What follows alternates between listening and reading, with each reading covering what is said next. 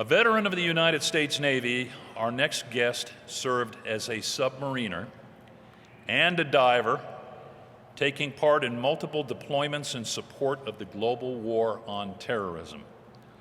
He earned a Bachelor of Science degree at Florida State University and a Master of Public Administration at Syracuse University. Please join me in welcoming the President and Chief Executive Officer of Student Veterans of America, Jared Lyon.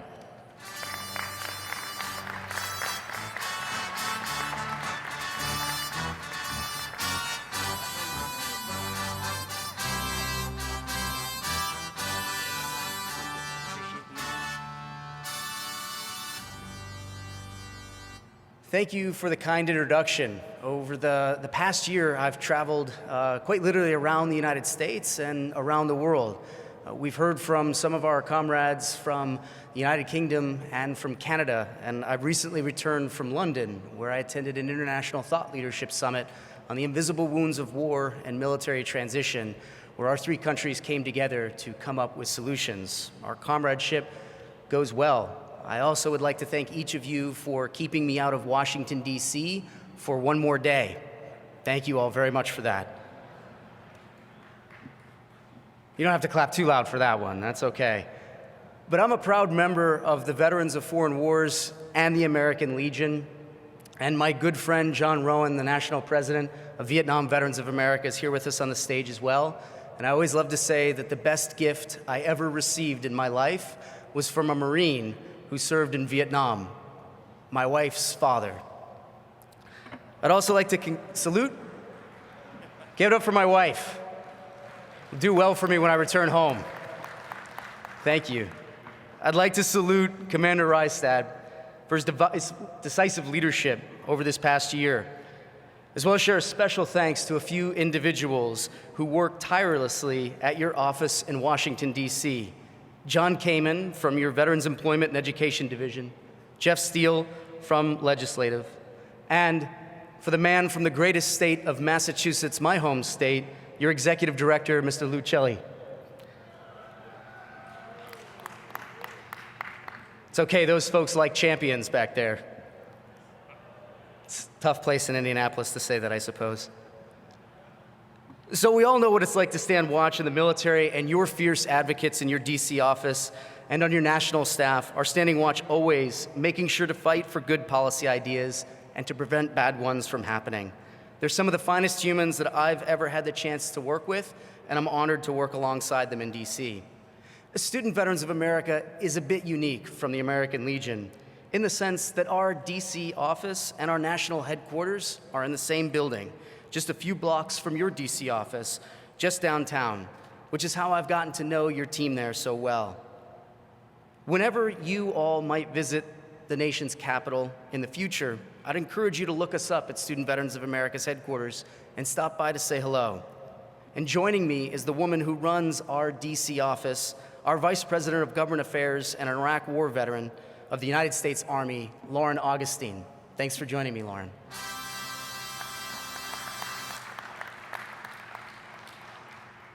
Since our founding in 2008, we have been fortunate to benefit from the legacy and foundation of the American Legion. Without this great organization, there would be no SVA. In our early days, it was the American Legion that lent a helping hand as we began, serving as mentors to us and even helping us with our first office space to conduct our business before we ever had an office of our own. In fact, we owe our gratitude to several other organizations that are here as well, as I've already mentioned, the Veterans of Foreign Wars and the Vietnam Veterans of America. What a difference 11 years can make in our history. Thank you for helping us set our foundation and continuing to allow us to stand on our own today. Since our humble beginnings of just 20 chapters in 2008, we have grown in size to represent 754,000 student veterans on over 1,500 campuses in all 50 states, U.S. territories, and 4 countries overseas. This makes Student Veterans of America one of the country's largest and most influential student organizations. Our early growth with the support of the American Legion built more than just a framework for scalable success. It imprinted an everlasting dedication to service. When we first got our start, we looked at the lasting impact of awesome programs such as Boys and Girls State across the country that has held up students through times of both peace and war and has provided a beacon of teaching leadership through civic engagement to our country's youth. And we thought, what better way to reinvigorate our country's service members than by teaching them how to be servant leaders on college campuses through what we call our Leadership Continuum, our SVA Summits, our Leadership Institute, and our National Conference, and through events held by our chapters across the country.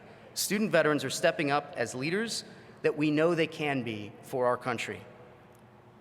There's student veterans such as our National Student Veteran of the Year for 2019, an Air Force veteran named Alexandria Salwin, who attended the University of Nevada, Las Vegas before her husband, also an Air Force veteran, was transferred to Boston.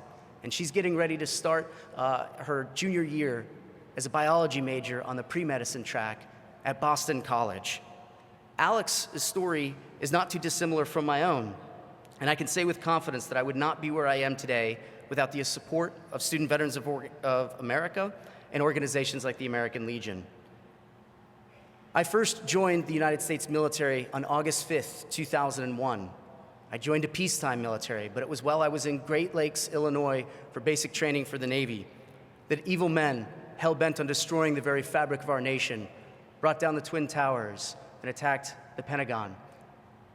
That would serve as the basis for my generation, the post-9/11 era, for deployments throughout the world, and specifically in Iraq and Afghanistan.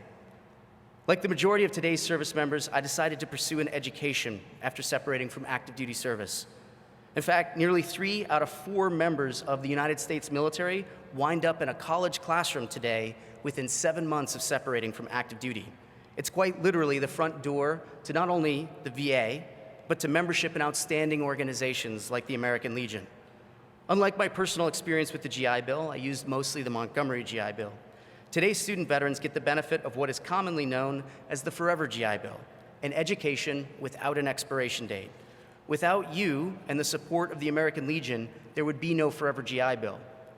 It therefore seemed fitting that this historic initiative should formally be named in honor of one of your very own Legionnaires, a gentleman with a rich and storied relationship with both the Legion and the GI Bill. He was, in fact, the man who drafted the original GI Bill in 1944, the Servicemen's Readjustment Act of that same year. It is Mr. Harry W. Comary, a proud Legionnaire with the heritage of the GI Bill, that the Harry W. Comary Education Assistance Act of 2017, the Forever GI Bill, bears his name. He is someone who would have deeply appreciated our national motto at Student Veterans of America of yesterday's warriors, today's scholars, and tomorrow's leaders. Today, student veterans have among the highest grade point average nationwide. We graduate at significantly higher rates than our peers, and we get marketable degrees in fields such as electrical engineering, biochemistry, accounting, healthcare, and mental health, just to name a few. And we don't just go to college to find ourselves. We leave that to high school students. Ours is a generation that goes to college to create ourselves, and we're outperforming our civilian peers. At SVA, we pride ourselves on being an inclusive organization where all veterans, regardless of gender or era of their military service, are welcomed with open arms and an equal opportunity to serve. Counter to the facts, a sadly elastic myth persists that veterans are charity cases, that we're somehow broken, that we're not smart enough to go to college, let alone succeed in school or after graduation. Whether spoken aloud or even lurking internally as a subconscious thought, this is a false perspective, and we must work to change it. And we, the American Legion and Student Veterans of America, can work together by opening your posts, inviting student veterans in to take on roles in volunteer activities in your local communities, but to build the legacy of the American Legion. Because Student Veterans of America does not produce lifetime members. We produce college graduates that go on to join the American Legion. I'd like to encourage you all, thank you, to encourage my generation to join your great organization. I separated from active duty in 2005, but I only joined the American Legion last year. And the only reason I hadn't joined yet is because nobody had asked me to. So please ask my generation, every time that you're with them, recruit them into this organization and continue to have the American Legion be strong, with my generation playing a future leadership role.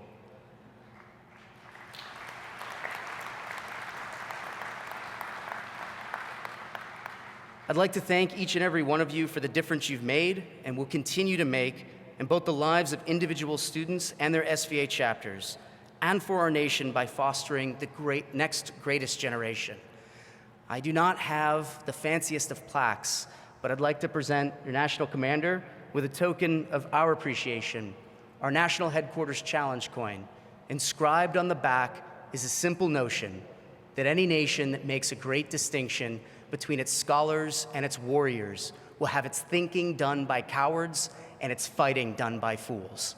Thank you all so much for the support.